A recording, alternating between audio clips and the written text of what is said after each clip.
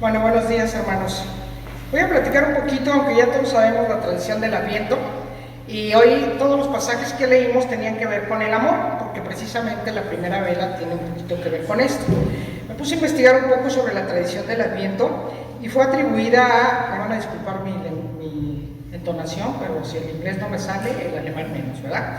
Entonces, Johann Heinrich Wichmar, y fue un pastor protestante alemán que llevó a cabo una misión con los pobres de la ciudad, y en 1839 funda una escuela, y en esa escuela los niños todo el tiempo le preguntaban pues cuándo llegaba Navidad, ¿no? ¿Cuándo era el día para celebrar? Entonces él, ya cansado de tantas preguntas, se le ocurre hacer un calendario, y en ese calendario los niños iban tachando cuántos días faltaban para que llegara Navidad. Ese es el calendario de Adviento, y él decía, bueno, pues cada domingo vamos a prender una vela para recordar que, bueno, ya se acerca lo que es el tiempo del Adviento, que es un tiempo de alegría y de agradecimiento. También nos dice que estas 4 semanas, ya por tradición, se puso como una vela para representar cada domingo previo al 24, y nos dice que la primera vela es el amor, la segunda la paz, la tercera la tolerancia y la cuarta la fe. Esto va a variar de acuerdo al autor que ustedes lean, pero bueno, la tradición es estemos preparados y pongámonos alegres para la venida del Señor. Me llama la atención también que es el inicio del año litúrgico. Hasta que uno se empapa de esto se entera de muchas cosas, ¿verdad? Y bueno, me di cuenta que era el inicio del año litúrgico. Y es curioso porque es el inicio del año litúrgico, aunque para nosotros es fin de ciclo, fin del año electo, ¿no? El año, se me fue el nombre, pero el año, ¿no? Completo, el año lectivo, perdón, el año lectivo, ¿sí? Entonces, bueno, los pasajes que hoy vamos a revisar, pues justamente tienen que ver con el amor, ¿sí? Y por eso fue que a la hora de prender la vela leímos pasajes sobre el amor, porque esta vela es la que nos representa y nos recuerda el amor. Y en Isaías 2:1-5 inicia en el verso 1, palabra que Isaías, hijo de Amós, recibió en una visión acerca de Judá y de Jerusalén. Este básicamente nos habla de un llamamiento y de la importancia de la difusión y la predicación del Evangelio. Dice, nos invita a que nos fortalezcamos unos a otros y que nos integremos, ¿para qué? Para apoyarnos, para predicar el Evangelio. Porque obviamente nos dice, lo único que nos hace ser felices y plenos es saber del amor de Dios y tener con nosotros el Espíritu de Dios. En el verso 2 dice, Él nos instruirá, y esto me encanta, ¿no? Dice, Él nos instruirá en sus caminos y caminaremos por sus sendas, porque de Sión saldrá la ley y de Jerusalén la palabra del Señor. Esto nos hace ver que de alguna manera hay una diferencia entre lo que es la ley o la norma en el mundo, ahora sí que en el mundo en el que vivimos, de acuerdo a nuestras culturas, a nuestras tradiciones, pero otra es la ley de Jehová, ¿sí? La ley de Dios que dice, ok, a lo mejor el mundo te pide esto, pero yo te estoy diciendo por dónde debes ir. Y creo que esta parte es bien importante porque de alguna manera es nuestro toque como cristianos, como creyentes. El martes estaba yo en una reunión con unos compañeros y estábamos supervisando a varios chicos nuevos, así que hay mucha gente que no conozco porque son los jóvenes que están apenas integrándose al equipo. Y de repente una de las chicas me dice, tú eres cristiana, ¿verdad? En la plática, mientras estábamos exponiendo, le digo, sí, tú también, ¿verdad? Y me dice, sí, y ya se ríe y seguimos trabajando. Al terminar la reunión se van y nos quedamos mis otros 2 compañeros que son asesores también, y mi supervisora. Uno de mis asesores es varón y es de humor muy negro, muy parco, casi nunca habla ni expresa nada. De hecho, odia que le saquen fotografías y es así como que tiene su barrera, ¿no? Y de repente me dice, ¿sabes qué? Dice, se me hace muy chistoso. Le digo, ¿qué? Dice, yo no sé mucho de religión, dice, menos de los cristianos, ¿no? Dice, pero como que ustedes tienen algo, dice, como que se identifican entre ustedes. Dice, ¿tú no conocías a Giovanna? Le digo, pues no. Dice, entonces, ¿por qué supieron que eran cristianos tú y ella, no? Y la verdad que me hizo pensar, le dije, pues no lo sé. Dice, no, dice, es que ya me ha tocado conocer gente que es cristiana. Dice, y de repente yo noto algo, dice, pero no sé qué sea. Dice, y vas a ver, lo voy a descubrir, dice, porque estoy viendo qué es, ¿no? Le dije, bueno, la verdad es que no tengo nada en particular, ¿no? Pero también me puse a pensar y dije, sí es cierto, me ha tocado conocer gente que nos hacemos muy buenos amigos y en la plática de repente por algo sale la cuestión religiosa y resulta que somos cristianos. Entonces en esta parte, y cuando hablo de cristianos, no quiero eliminar a estos católicos que también son cristianos, porque también él me dijo, como después, dice, pues le digo que tú no tienes ninguna creencia, pues se supone que soy católico, ¿no? Le digo, ok, me dice, pero en realidad pues nunca practico, ni leo la Biblia, ni voy a la iglesia. Entonces, bueno, creo que el sello de este cristianismo es esto, lo que es parte de tu esencia y que de alguna manera lo compartes, ¿no? Y la verdad es que yo dije, bueno, ¿cuál será la característica? Porque Giovanna, que es esta chica, pues no tiene nada que ver conmigo, yo siempre estoy hablando, cotorreando, riéndome con medio mundo, y Giovanna es muy seriecita, muy calladita, entonces dije, no es el temperamento, debe haber otra cosa que hace que nos identifiquemos como cristianos, ¿no? Y me llamó la atención que él decía, no sé qué sea, pero tienen algo. Dice, hay algo que los identifica y que tú dices, ese es cristiano. Dice, y me llama la atención que entre ustedes, dice, como que tuvieran un código, ¿no? Dije, no tenemos ningún código, pero también deberíamos quizá tenerlo, ¿verdad? También nos dice en el verso 4, él será juez y árbitro. Y bueno, ahorita que estamos todos tan empapados de los árbitros y del arbitraje en Qatar, pues a mí me llama la atención porque dice, ok, él va a ser nuestro juez, pero también ese es el árbitro. Y el juez es el que sentencia, es el que dice, lo hiciste bien o lo hiciste mal, ¿sí? Te da la absolución o te da la condenación. Y él es el juez, pero me llama la atención que también dice, también es el árbitro.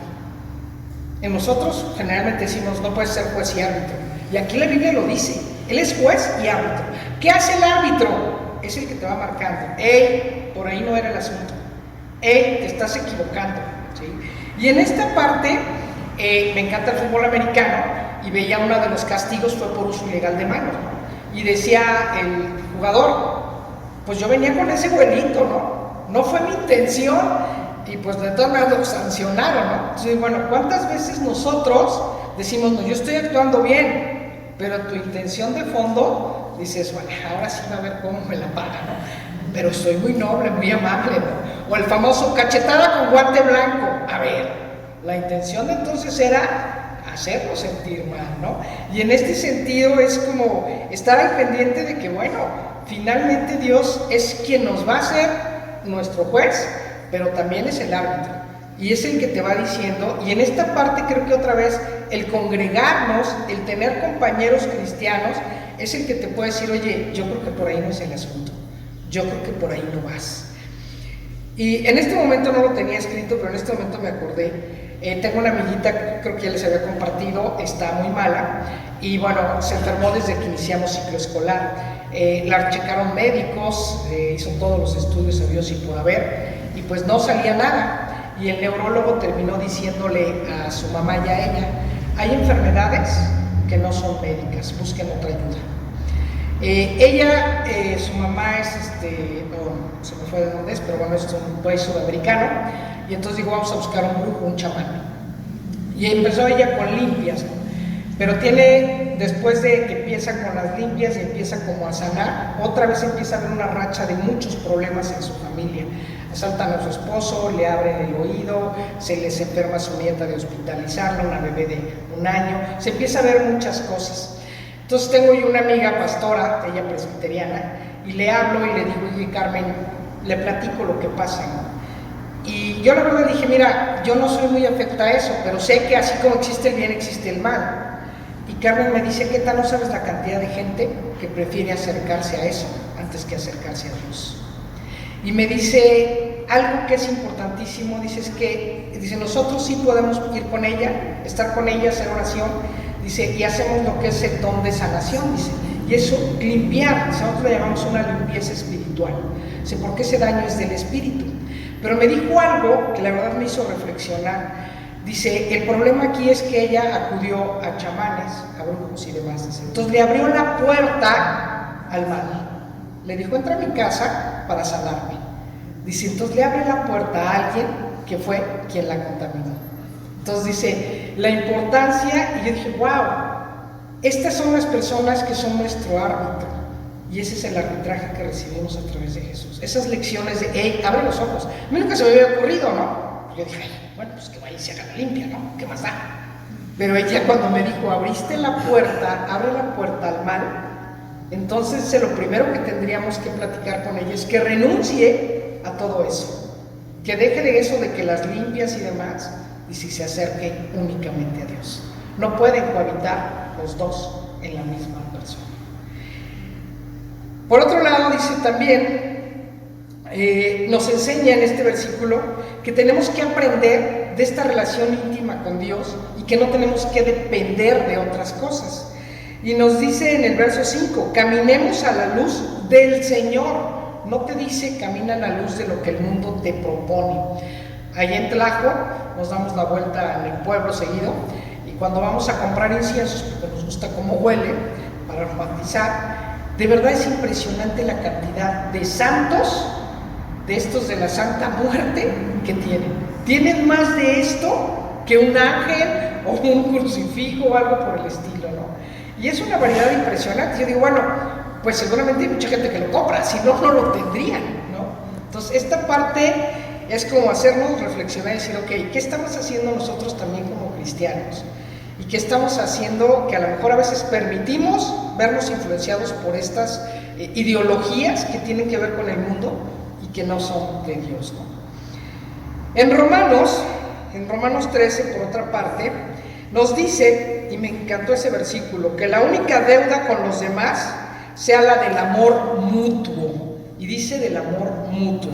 El que ama al prójimo ya cumplió toda la ley. Y la consigna es el amor mutuo. Dice obviamente esta semana, que es la primera semana de Adviento, pues nos invita a que reflexionemos sobre el amor. Y nos dice también, cuando es el amor mutuo, no es nada más hacia mí, pero me llama la atención porque dice, ok, y eso lo decimos mucho, ¿no? Cuando yo quiero sanar, primero tengo que reconocer que tengo un problema. Nadie sana si no reconoce que primero tiene un problema. Hasta que yo reconozco que tengo un problema y que necesito que me ayuden es cuando empiezo a sanar. Es el primer paso. Y por otro lado, también pensamos en la deuda.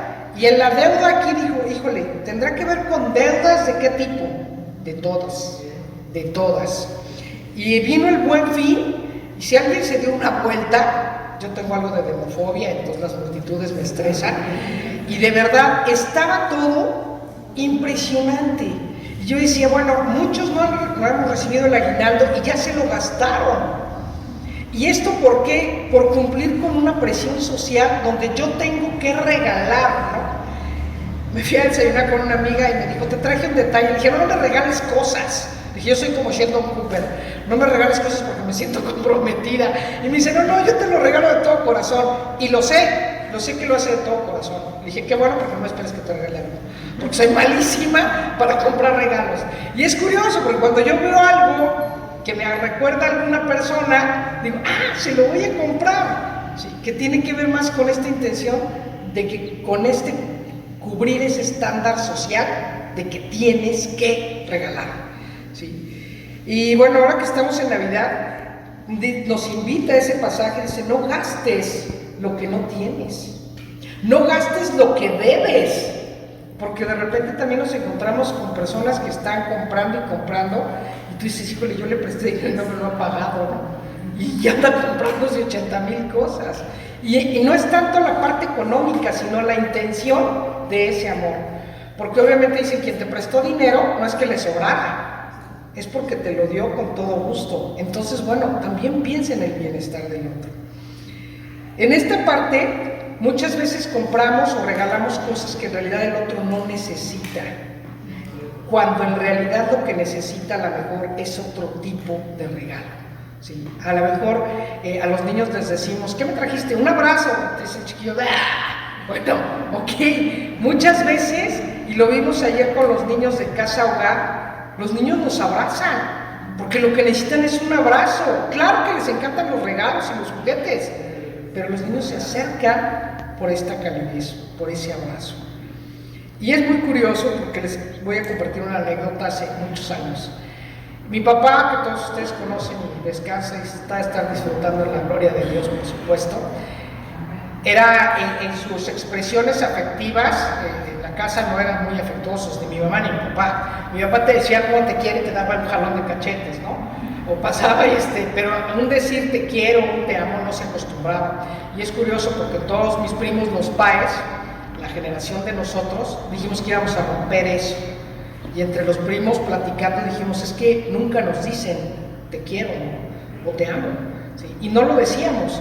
Y a pesar de que lo sabes, no lo dices porque se te atora aquí. ¿Cómo lo voy a decir? Y no pasa nada. Pero es tan fuerte lo que aprende uno en la casa. Y con mis primos, un día platicando, los primos empezamos a decir, nosotros sí lo vamos a decir. Y fue muy curioso porque ahora entre los primos decimos, te quiero mucho, cuídate, que te vaya bien, Dios te bendiga. Y lo empezamos a hacer todos con nuestros hijos. Y esa Navidad yo recuerdo que mi padre, yo llegué, habíamos peleado, en la adolescencia peleé con todos, hasta con mi sombra. Y bueno, había sido una de esas Navidades en las que nadie me hablaba. Yo era el espectro danzante por la casa, porque había hecho alguna daga y pues estaba sancionada de la sociedad en casa. Y ese día, cuando llegué a mi cuarto, encuentro un sobre encima de mi peinador que decía, Enriqueta, feliz Navidad. Entonces dije, wow. Claro que abrí el sobre, pero yo quería encontrar una nota de mi papá. Mi papá escribe y escribía bonito. No era muy afecto tampoco a escribir poemas, yo sí, todo lo decía por escrito. Cuando abrí el sobre traía una muy buena cantidad de dinero, que por supuesto no la rechacé, ¿verdad?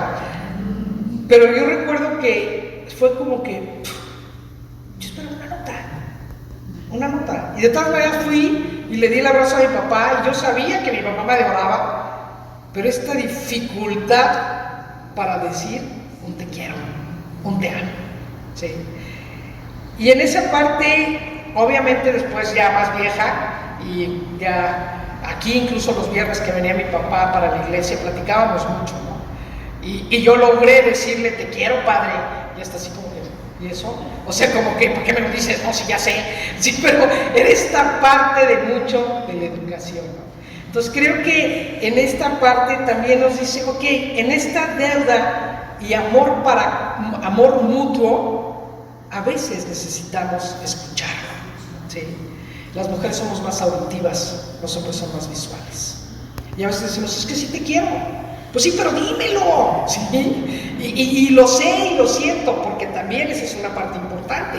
De nada sirve un te quiero que no está acompañado de las acciones. O un te amo, cuando yo decía, ¿no? Te quiero, ¿me quieres qué? ¿Fastidiar? ¿Tener ocupada o qué? Complétame la frase, ¿sí? Porque entonces se vuelve una palabra vacía, se vuelve una palabra vana. Y también, lamentablemente, por ejemplo, el 14 de febrero, hemos visto cómo se ha quemado esa palabra. Entonces cualquiera le dice, sí, yo te amo, si estoy viendo lo que estás haciendo. No, si te quiero mucho. Oye, ¿cuándo te preocupaste por ver cómo me sentía?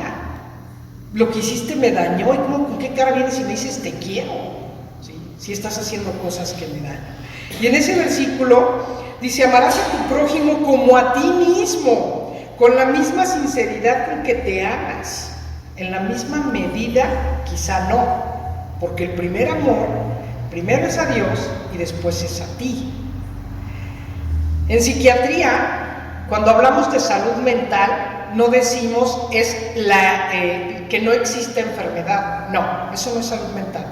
Para hablar de salud mental decimos que tiene que haber un bienestar, una armonía, ¿sí?, entre el cuerpo y el alma. La ausencia de enfermedad no es el bienestar. Y en este sentido también, la ausencia de odio no es el amor. Yo no lo odio, pues sí, pero tampoco lo amas, ¿no? Y a lo mejor hay gente que yo le digo, Dios mío, mira, ámala tú. Yo con que no la fastidie, voy de ganar. Sí, seamos realistas, somos humanos. Y a veces hay gente que dices, uy, se me atora. O sea, no pasa. ¿Sí? Pero entonces tampoco seas hipócrita de decirle te quiero mucho. No se lo digas. ¿Sí? Mejor dile, como le decimos a los bebés, no hay que simpático bebé. ¿Sí? O sea, dicen por ahí, dice Rebeca, cuando el bebé no está muy bonito, dile, qué simpático tu bebé.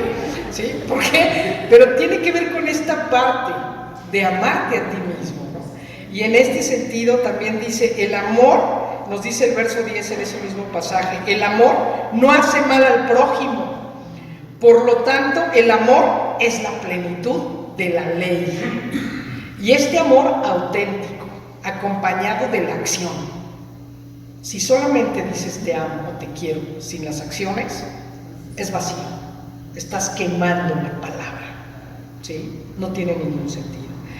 Y nos dice el verso 11, ustedes saben en qué tiempos vivimos y que ya es hora de despertarse. O sea, no nos hagamos guajes. No regalemos nada más cosas por regalar y de hacer como quedar bien, que sí te quiero y sí te amo. No, no, no. Eso no tiene que ver con el amor. Tiene que ver con qué tanto me preocupo por ti, qué tanto te puedo ayudar. Hay cosas en las que puedo ayudar y hay otras en las que no te puedo ayudar, pero a lo mejor te puedo escuchar. Hay un mensaje de Winnie Pooh, donde Winnie Pooh, el puerquito le dice, ¿qué tienes, Pooh? Dice, es un mal día. Y entonces puerquito se sienta a un lado de él, ¿no? Y le dice, Winnie Pooh, ¿qué haces aquí? Dice, acompañándote en tu mal día. No voy a decir nada porque no sé qué hacer, no me has dicho nada, pero simplemente estoy aquí. Y en eso nos dice, hay que despertar. Despertemos de la negligencia de creer que podemos solos. Despertemos de dejar de lado esta parte de las tinieblas. Dejemos de lado lo mundano. Enfrasquémonos en el amor real. El amor que yo me tengo y que soy capaz de compartir con los otros. Y si no puedo compartir con el otro, por lo menos no lo dañes. Ya vas de gane. Dice, como en el pleno día, procedamos dignamente, viviendo honestamente bajo la guía de nuestro Señor. Hagamos de este tiempo un tiempo del Señor. Un amor que sea verdadero, que trascienda, que ese es el amor que proviene de Dios. El que no tiene que ver con el acto, sino con la intención con la que la estoy haciendo. En Mateo 24 nos dice el versículo 36, en cuanto a ese día y a esa hora, nadie los conoce, ni los ángeles del cielo, ni el Hijo, sino solo el Padre. Y habla de la segunda venida del Señor. Y nos dice ahí, va a llegar de manera sorpresiva, no nos va a avisar. Y esto es como en el terremoto, ¿no? Recordando el terremoto, a veces hay gente que te agarra en la regadera y sales corriendo. O sea, no me importa, ¿no? Recuerdo una señora que decía, no traigo las pestañas, ¿no? Las pestañas postizas. Y me tuve que salir así, ¿sí? Porque es algo imprevisto. Y en la Biblia nos dice que, bueno, la mujer va a estar en sus actividades. Obviamente en la Biblia nosotros sabemos que el machismo en ese entonces era más significativo. Y dice, la mujer va a estar haciendo las cosas de su casa. Yo ahorita digo, la mujer y el hombre, cada uno va a estar en sus cosas. Y va a llegar, y a uno se lo va a llevar, y al otro lo va a dejar. Y ese es el juicio, donde vas a decir, no te va a dar tiempo de, espérame, aguántame tantito, me preparo, ahorita verás cómo hago obras de caridad en 5 minutitos y me llevas contigo. No, así no funciona. Dice, estén prevenidos porque ustedes no saben en qué día vendrá su Señor. Y obviamente cuando leí ese pasaje dije, ok, estoy preparada para el encuentro con el Señor. Estoy haciendo realmente lo que Él me pide. Y dije, híjole, me faltan un montón de cosas. Hay muchas que no estoy haciendo. Y me queda claro que no soy perfecta y que todos somos perfectibles, pero jamás llegaremos a la perfección de Dios. Pero entonces digo, bueno, céntrate en cuidar tus intenciones. ¿Con qué intención estoy haciendo las cosas? Y por supuesto, como todos, de repente critico y juzgo. Después digo, ay Dios mío, perdóname, cállame la boca porque mira que ya sabes que yo hablo con facilidad. Y luego la gente se me pone de pechito y pues me da payola. Entonces, ayúdame a detener mi lengua. Ayúdame a detenerme, ¿no? Y si no puedo convivir con esta persona, que yo no la dañe, que no dañe su imagen. Porque a veces decimos, no, yo no hice nada, pero te dedicaste a hablar pestes de esa persona. Dañaste su imagen. Entonces, aguas en esta parte. También pensé, cuando morimos, pues sería el juicio final para cada uno de nosotros, porque vamos al encuentro con Dios. Hace mucho Armando estaba un día chiquillo y nos enojamos por algo. Y lo regañé, por supuesto, ¿no? Y llegó el chiquillo y me dijo, pues para que te lo sepas, quiero más a mi papá que a ti. Y dije, ching, de hablar. Y ya en la tarde, ya le dije, pues ni modo. Ya en la tarde, en la noche, que era cuando yo hablaba con ellos, le dije, ¿sabes qué, hijo? Tú me dijiste hoy que querías más a tu papá que a mí. No hay problema. Le dije, pero yo te voy a decir algo. Cuando yo me muera y llegue frente a Dios, Dios me va a decir cómo educaste a Armando. No me va a decir cómo educó Miguel, tu papá, a ti. Me va a preguntar cómo hice yo. Dije, entonces, pues si quieres más a tu papá que a mí, pues ni modo. Pero de todas maneras te voy a educar. Porque yo tengo que dar cuentas de cómo te estoy educando. Yo doy cuentas de lo mío, no de lo que hizo el otro. Y en esta parte yo creo que a veces nos enfrascamos en querer que el otro entienda, que comprenda, que ya entre en razón, hasta que llega un punto que sabe, no, cada quien que dé cuentas de lo que hace. Y el día del juicio, si antes llega la segunda venida del Señor, pues me va a preguntar a mí qué hice yo, no qué hicieron los demás. Ni me va a preguntar qué hizo ella, qué hizo él, no, qué hiciste tú, qué hiciste con lo que te enseñé, qué hiciste con los dones que te di, qué hiciste con lo que aprendiste, qué hiciste con eso. Y en eso nos dice, busquemos un temperamento, una actitud y una disposición espiritual y hagamos la parte de nosotros y que sea esa en la que queremos que el Señor nos encuentre. Si yo me propongo eso, es trabajar todos los días, como lo que ocupan los alcohólicos, no es solo por hoy, es solo por ahorita, solo por esta hora, porque a lo mejor en media hora llega, o llega ahorita, y unos se van y otros se quedan. Entonces estemos al pendiente, nos dice el versículo, porque no sabes cómo va a llegar, ni cuándo va a llegar. Y creo que tiene su intención. Creo que la intención es, pues no estés fingiendo, ¿no? Porque a veces digo, híjole, seguramente me voy a encontrar en pants y en pantalón de mezclilla, porque generalmente ando así, ¿no? Y hay gente que dice, no, yo siempre ando muy arreglada así, pero en realidad ¿cómo te encuentras, no? Y en ese sentido creo que por eso no nos avisa cuándo va a venir, porque es como que enfócate en tener una buena actitud, una buena disposición, un amor por tu prójimo todos los días, no nada más el día que voy a venir, como cuando limpiamos la casa cuando vamos a tener invitados, solo ese día, ya después quién sabe, pero hoy vienen invitados, deja limpio. No, es limpia continuamente, porque no sabes en qué momento voy a venir. Y termino con el Salmo 122 y empieza con el versículo, qué alegría cuando me dijeron vamos a la casa del Señor. Y cuando lo lee uno, lo debe leer uno con esas consignas de exclamación, qué alegría cuando vamos a la casa del Señor. Yo crecí en un hogar cristiano. Cuando era niña me gustaba ir. Cuando empecé a crecer era un problema ir a la iglesia, porque mi mamá me exigía que me vistiera decentemente. Entonces tenía que ponerme el vestido, peinarme, etc. Y eso hacía que yo decía, o sea, prefiero no ir. Finalmente tenía que ponerme el disfraz y irme a la iglesia, ¿verdad? Que cuando salía de ahí me cambiaba y ya seguía yo en mis trazas. Pero cuando llegué a la adolescencia, quizá en esa etapa donde uno ya razona más, analizas más, tuve realmente la oportunidad de tener un encuentro realmente con lo que era Dios, con lo que era el Espíritu. Y en esa parte no solamente entendí, sino que sentí y aprendí a vivir lo que es vivir bajo el cuidado de Dios. A pesar de que lees y lees, que es lo que pasa con muchos católicos, leen la Biblia, pero no hay este encuentro. Sí, algunos no la leen. Y muchas veces este encuentro viene a través de su palabra, cuando de verdad dices, Dios mío, que lo que yo lea no sea solamente palabras, sino que realmente me llegue. Cuando llegué a ese punto, entré en una relación genuina, auténtica, ¿sí? Donde de verdad yo digo, Dios mío, eres maravilloso. Si no existieras habría que inventarte. De verdad, excedes mis expectativas.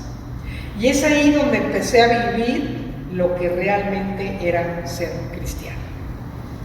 Como niño dices, ok, sí, y es importantísimo formarlos desde niños, porque si no, dices, si nadie les habla, ¿cómo van a aprender? Pero esa conexión íntima, nada más la puedes vivir tú, nadie la puede vivir por ti. Yo puedo enseñarle muchísimo a los jóvenes, pero si no lo viven ellos, quedó ahí. Es esta relación es personal, es única. Dios y yo. El mensaje que encuentro en la Biblia y yo. ¿Sí? Y en este sentido, entonces, ahora sí fue qué alegría ir a la casa del Señor. Por supuesto que iba en tenis y en pantalón de mezclilla, pero iba con alegría, con toda la disposición de decir qué alegría ir a la casa del Señor. Nos dice también con cuánta alegría deberíamos llevar la cruz y acoger esta palabra y vivir seguros del amor de Dios. Y en este sentido, retomo lo que hablábamos hace algunos domingos, que cuando yo cante, que cuando yo alabe a Dios, lo alabe con todo el entusiasmo. Ayer los niños de la casa hogar cantaban, y de verdad había unos que cantaban introvertidos, pero había unos que cantaban sumamente desentonados, pero con todo el gusto. Y esa es la parte que es importante. Y una más, ¿por qué si me preparo también para llegar a mi trabajo? ¿Por qué no llego a tiempo a la iglesia? Si también es un compromiso, y es este compromiso con Dios. ¿Sí? No es como que digo, yo sí llego al trabajo tarde, bueno, en el que estoy actualmente no, pero en muchos sí. Si no checaste o si checaste tarde, ya hay descuento. Aquí Dios no nos está con el reloj diciendo, a ver, ¿a qué horas llegas? Pero es como cuando tú preparas la cena en tu casa, ¿no? Y le dices a tus invitados, los espero a las 7, ya estás. Es más, no te quieres ni sentar para no arrugarte. 7, 7 y cuarto, 7 y media, 7:45, ya se te enfrió el pavo. Ya llegaron tus invitados por ahí de las 8 y cuarto, ¿no? Y bueno, lo recibes con todo el gusto, y yo creo que Dios así nos recibe con todo el gusto, pues aquí me tuviste esperando, ¿no? Y Dios no nos reclama, como tú tampoco le reclamas a tus invitados. No dices, ay, poco más y no llegan, O sea, no, ya llegamos, dices, bienvenidos, bienvenidos. Pero qué gusto que si tú les dices, los espero a las 7 lleguen. Claro, si tú también te apuraste, ¿verdad? Porque si eres en la que a las 7 estás terminando de acomodar, mejor que ni lleguen a las 7, ¿sí? Pero creo que en esta parte tendremos que también ver, ok, en esto también es, qué alegría, no solo es con gusto, es con puntualidad, es con la disposición para alabar. Dice, miremos a todo lo que busca la gloria del Redentor como nuestros hermanos, como compañeros de viaje, donde tenemos que motivarnos unos a otros, sin tomar en cuenta las diferencias que no afectan nuestro bienestar espiritual. Mi amiga Carmen es pastora, yo soy presbiteriano, yo no tengo problema. Tengo amigos sacerdotes, yo no tengo problema. ¿Por qué? Porque si vivimos en el mismo espíritu, eso es lo importante. ¿Sí? Claro que si alguna amiga me dice, oye, ven, te voy a dar una limpia, mira, la verdad es que no creo en las limpias, déjalo así, ¿sí? Déjalo así a limpias. No me daba ni tiempo. Yo iba bajando y me decía, niña, ¿qué tal? Siéntate, venía de un pueblo. Yo, ¿qué vas a hacer, Mari? ¿Qué vas a hacer? Te voy a dar una limpia. Mari, pero la necesitas. Se acababa, ¿sí? Lo hacía con toda la mejor intención. Y esa es la parte que es importante, ¿sí? Finalmente, dice, por amor a mis hermanos y amigos diré, verso 8, la paz esté contigo. Por amor a la casa del Señor, nuestro Dios, buscaré tu felicidad. Es este amor mutuo. Y voy a terminar con una pequeña oración que la voy a leer, porque luego me hago bolas por ir rápido. Y vamos a ponernos en oración. Dice, bendito Espíritu de paz y amor, que nos enseñó Jesús, desciende a tu iglesia y llena a quienes lo comparten. Procuremos que cese la amargura y que seamos todos de un solo ánimo. Que el amor de los hermanos y el amor de Dios nos motive a tratar de ser como el Señor. Encendemos esta luz como aquel que enciende su lámpara para salir en la noche al encuentro del amigo que ya viene. En esta primera semana de Adviento queremos levantarnos para esperarte preparados, para recibirte con alegría. Muchas sombras nos envuelven. Queremos estar despiertos y vigilantes, porque tú traes la luz más clara, la paz más profunda y la alegría y el amor verdadero. Ven a nosotros, Señor Jesús. Amén.